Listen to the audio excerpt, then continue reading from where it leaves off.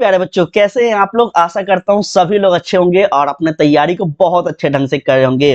प्यारे बच्चों, आज हिंदी व्याकरण में आपका टॉपिक सेकंड होने वाला है, जो कि बहुत ज्यादा ये भी टॉपिक आपके एग्जाम में प्रश्न यहाँ से बनते हैं।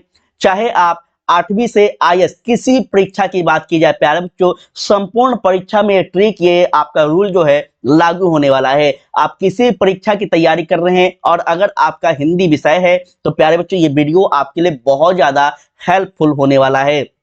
ठीक है, और खास करके 10th और 12th के विद्यार्थियों के लिए, क्योंकि वही ज्यादा बच्चे जो है परेशान होते हैं, एक जगह वीडियो ध्यान से समझते नहीं और घबरा जाते हैं। ठीक है, तो इस वीडियो को बस पूरा देखिएगा, ज्यादा नहीं 10 से 15 मिनट का ये आपका टाइम लेगा, लेकिन यकीन मानिए इस वीडियो को देखने के बाद जीवन में कभी भी आप समास ऐसे शब्द को नहीं भूल पाएंगे, ये मेरा गारंटी है। साथ ही साथ आपको अंत में अपना फीडबैक भी देना है कि कैसा लगा ये वीडियो, क्या आपने इस वीडियो से कुछ सीखा या फिर नहीं सीखा। और आपको अगर कोई टॉपिक पे जुड़ा हुआ चाहिए तो आप हमें बताइएगा, नेक्स्ट हम आपको उस टॉपिक पे वीडियो प्रोवाइड करवा देंगे। चलिए तो समझते हैं, आज ये बहुत ही महत्वपूर्ण और एक लेंदी टॉपिक है, जो कि बच्चे अक्सर यहाँ पे टेंशन में आ जाते हैं, रट्टा मारने का प्रयास करते हैं। रट्टा नहीं मारना है, ट्रिक के माध्यम से समझेंगे आज हम लोग समास को। साथियों, समास की अगर बात की जाए तो ध्यान दीजिएगा, पहले हम लोग इसके बारे में थोड़ा सा बेसिक जानकारी ले लेते हैं। देखो, दो या दो से अधिक सार्थक शब्दों के मेल से बने नए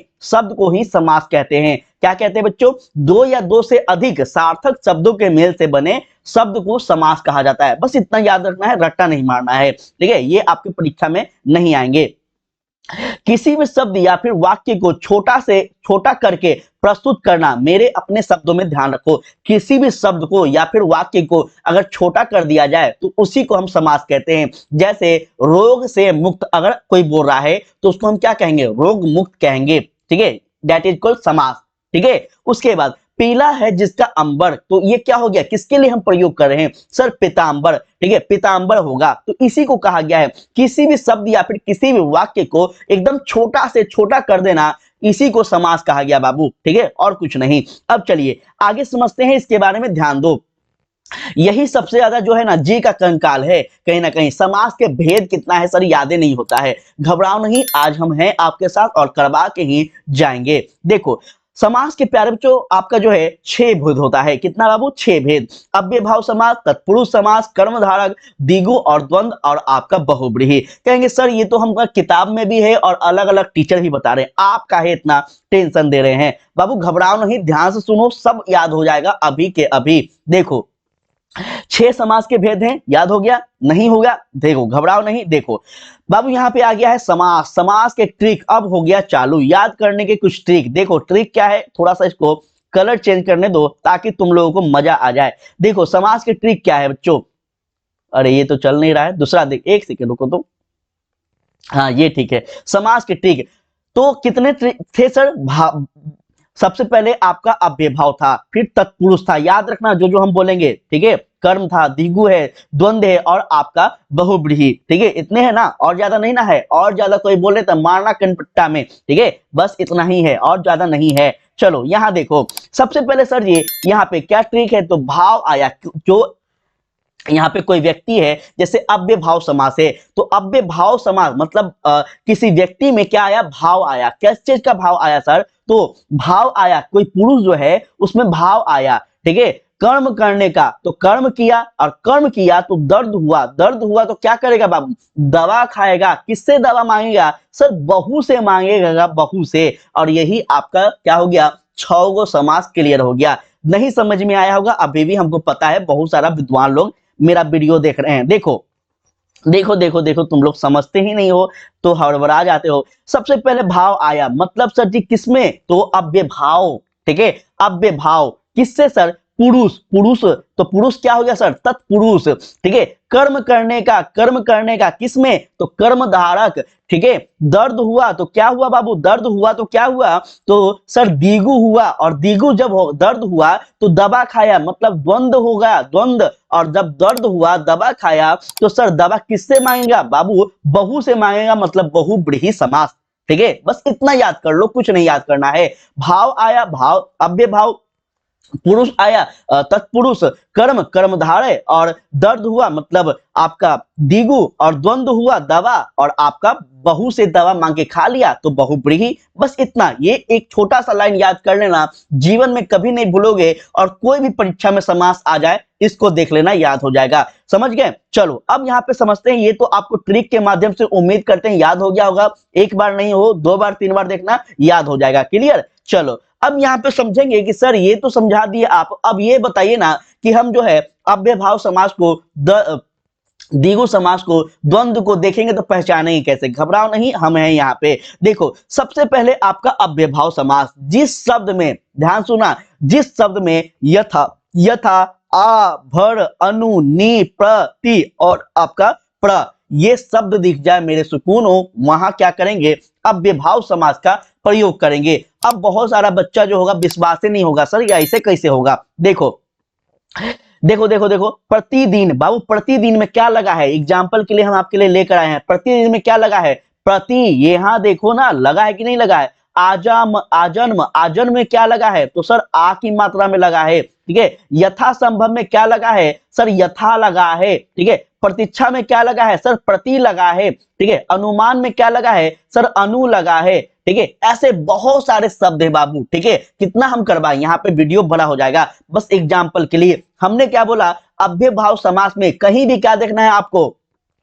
कहीं भी क्या देखना है सर? तो कहीं भी प्यारे बच्चों आपको बस इतना देखना है कि अव्ययभाव समास में कहीं यथा लगा है क्या, कहीं आ की लगा है क्या, कहीं भर लगा है क्या, अनु लगा है क्या, नी लगा है क्या, प्रति लगा है क्या, या फिर प्र लगा है क्या। मतलब ऐसे कोई भी वर्ड लगा हुआ हो, समझ जाना कि वो क्या होगा? अव्ययभाव समास होगा। एकदम बिना मतलब का परेशान मत हो, रट्टा नहीं मारना है, ये छोटा सा वर्ड याद कर लो, आपका काम निकल जाएगा। क्लियर? अब दूसरा वाला देखो, दूसरा वाला क्या है?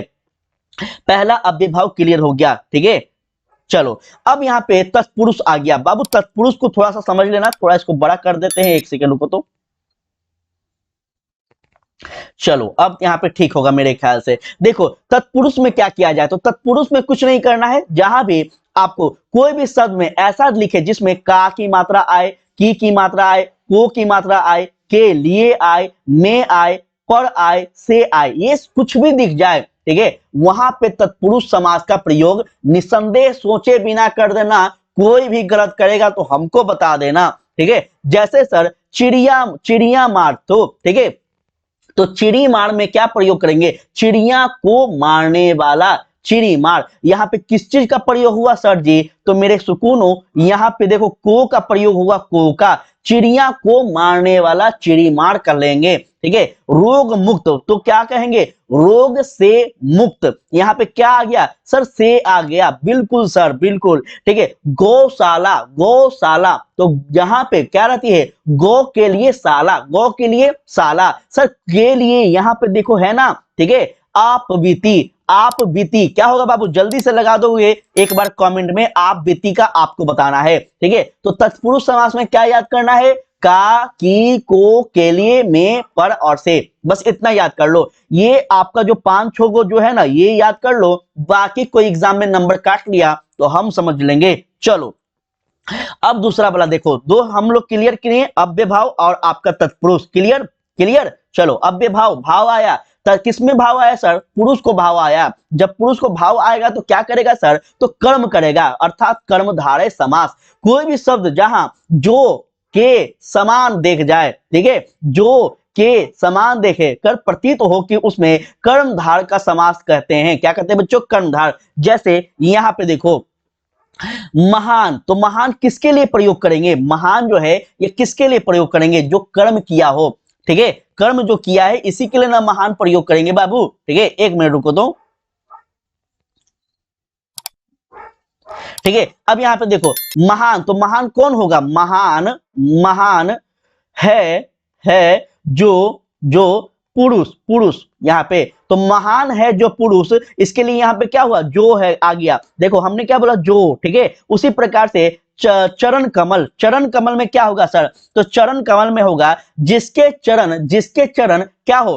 कमल के समान हो। देखो यहाँ पे के समान आया, के समान। ठीक है। घबराओ नहीं, याद रखने के लिए यही करना होगा बाबू, इससे कोई ज्यादा ट्रिक नहीं मिलेगा यूट्यूब पे, खंगाल लो, यही ट्रिक आपको याद करना होगा। ठीक है।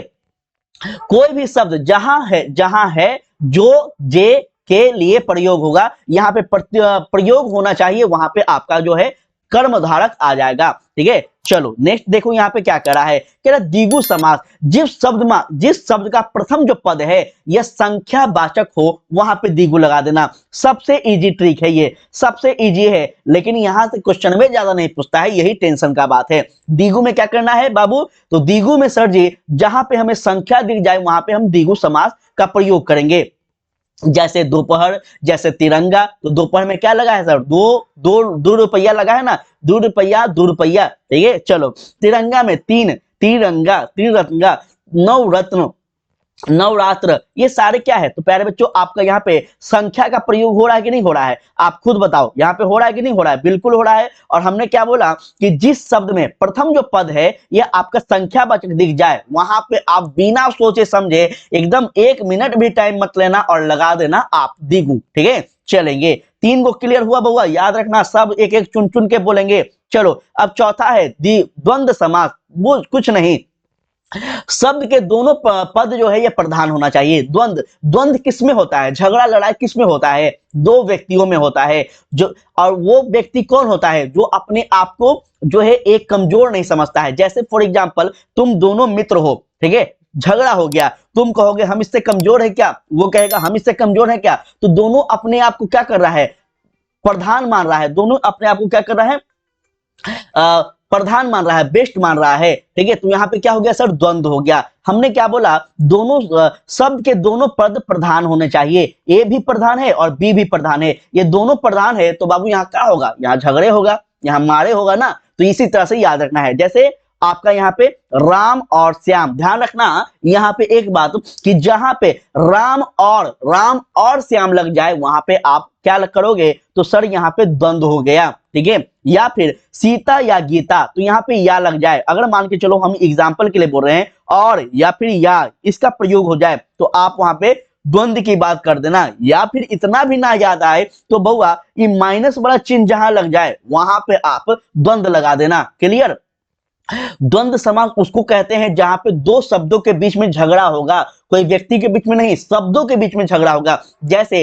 सीता गीता, जैसे माता पिता, माता और पिता बोलते हैं ना, जैसे भाई और बहन, जैसे सास और बहू, तो ये सारे शब्द क्या है मेरे सुकूनों, ये सारे के सारे शब्द जो है आपका द्वंद्व समास है। जैसे बहुत सारे बच्चे अभी जो है बाबू सोना करते हैं तो बाद में क्या हो जाएगा, रोना धोना हो जाएगा, ये सारे शब्द क्या है बाबू, तो आपका द्वंद्व समास है। क्लियर, याद रहेगा ना, जहां पे आपका ये माइनस वाला चिन्ह दिख जाए या फिर और या आपका या दिख जाए, ये बस याद रखना ना। उम्मीद करते हैं आपको समझ में आ गया होगा मेरा इतना चिल्लाने का मतलब। अब देखो अंतिम अपना समास है जो कि बहुत इंपॉर्टेंट है, बहुब्रीहि समास। बाबू ध्यान से समझना, बहुब्रीहि समास में कुछ नहीं करना है, जिस शब्द में किसी भी देवी देवता का नाम लिख जाए, आपको लगे कि ये तो है आपका प्राचीन नाम है, मतलब वहां पे बहुब्रीहि समास का प्रयोग होगा। ठीक है, कभी कभी ऐसा सुन के नहीं बोलते हो कि अरे इसका इतना पुराना नाम है, आज के नया जमाना में इतना पुराना नाम कौन रखता है, तो ये क्या हो गया, पुराना नाम नहीं है, वो प्राचीन नाम है, वो देवी देवताओं से लिए गए नाम है। ठीक है, जैसे आप देखे होंगे आपके गांव में दादा परदादा का सबका नाम गजब गजब का रहता होगा। ठीक है, तो वो पहले की क्या होता, देवी देवताओं पे नाम रखा जाता था। ठीक है, और ये प्यारे बच्चों आपका बहुब्रीहि समास के अंतर्गत आएगा। जैसे किसी किसी का नाम आप देखोगे गंगाधर, तो गंगाधर किसका नाम है बाबू, शिव का नाम है, शिव का नाम है। ठीक है, नीलकंठ किसका नाम है, सर ये भी शिव का नाम है, नीला जिनका कंठ है शिव का नाम है। पीतांबर, पीतांबर किसके लिए प्रयोग करते हैं, जो जिनके अंबर क्या है, जिनके जो है अंबर जो है पीला है। ठीक है, अर्थात विष्णु, ऐसे बहुत सारे नाम है। ठीक है, जो कि आप यहाँ पे याद रख सकते हैं। और ये सारे के सारे कौन है, तो सर जी ये सभी सभी देवी देवताओं हैं। ठीक है, ये आपको याद रखना है, जहां भी देवी देवता का नाम दिख जाए वहां पे आपको बहुब्रीहि लगा देना है और कुछ नहीं करना है। उम्मीद है मुझे कि आप लोगों को समझ में आया होगा। ठीक है प्यारे बच्चों, एक बार दो बार देखिएगा, जरूर से समझ में आ जाएगा। और अगर आपको हिंदी व्याकरण में कोई भी टॉपिक में दिक्कत है तो आप हमें कमेंट में छोड़ देना, हम आपको अगले वीडियो में उसको भी सॉल्यूशन करके दे देंगे। ठीक है, फिलहाल प्यारे बच्चों इतना ही आज के लिए है। अगर आप हमारे साथ जुड़ना चाहते हैं, इसका पीडीएफ आप फ्री में प्राप्त करना चाहते हैं, तो सबसे पहले आप हमारे एप्लीकेशन को डाउनलोड कर लीजिए, जिसका लिंक आपको डिस्क्रिप्शन में दिया गया है। साथ ही साथ आप हमारे व्हाट्सएप ग्रुप में जुड़ जाना। अगर आप 12th क्लास के विद्यार्थी हैं और आप बहुत विस्तार से क्लास 12 के संपूर्ण विषय को पढ़ना चाहते हैं तो ठीक है। उसके बाद हमारा टेलीग्राम, फेसबुक, इंस्टाग्राम, ये सारे आपका अदर प्लेटफॉर्म है, आप चाहे तो हमें यहाँ पे भी फॉलो कर सकते हैं। चलिए आज के लिए इतना ही प्यारे बच्चों, उम्मीद करते हैं आपको समझ में आया होगा। आप लोगों का अगर प्यार रहा, सपोर्ट रहा, तो नेक्स्ट वीडियो और हम लोग जल्दी ही आपका अलंकार और आपका जो है कारक, जो कि ये सबसे ज्यादा बच्चा कंफ्यूज होते हैं एग्जाम में, अलंकार से जुड़ा हुआ और कारक, ये भी हम आपको करवा देंगे। बस आप लोग कमेंट में अपना फीडबैक दीजिएगा कि आपको करना है कि नहीं, और ज्यादा से ज्यादा इसको शेयर कीजिएगा, ताकि सारे बच्चे जो रट्टा मार रहे हैं, जो एक एक दो दो घंटा का समाज का संधि का वीडियो देख रहे हैं, उनको बस बोलिएगा कि 10 मिनट का वीडियो देख लो, काम खत्म हो जाएगा। दुनिया का कोई भी क्वेश्चन आ जाए समाज से जुड़ा हुआ, ठीक है। चलिए आज के लिए इतना ही प्यारे बच्चों, जय हिंद, जय भारत।